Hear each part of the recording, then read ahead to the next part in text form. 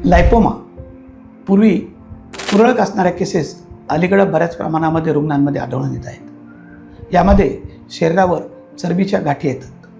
बरं, एक दोन गाठी असेल तर ठीक आहे, परंतु त्या संपूर्ण शरीरावर जेव्हा पसरत जातात किंवा अतिशय महत्त्वाच्या हालचालीच्या ठिकाणी जेव्हा येतात त्या ठिकाणी ते नर्व आणि मसलला कॉम्प्रेस करतात आणि तीव्र वेदना देतात। एखाद्या लायपोमावर सर्जरी झाली तर गोष्ट वेगळी आहे, परंतु शरीरावर सगळीकडेच असेल तर आपण किती ठिकाणी सर्जरी करू शकतो।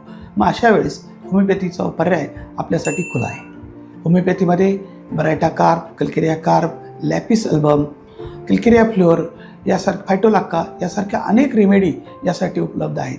आपला त्रास या मेडिसिननी नक्कीच चांगल्या प्रकारे कमी होऊ शकतो। आपल्या कुटुंबामध्ये किंवा आपल्या मित्रपरिवारामध्ये जर अशा प्रकारचा त्रास असेल तर होमिओपॅथीचा सल्ला आपण जरूर देऊ शकतो। याच प्रकारचा अनेक आजारांवर होमिओपॅथी कशी काम करते याची माहिती जर आपल्याला पाहिजे असेल तर आमच्या पेजवर ती उपलब्ध आहे।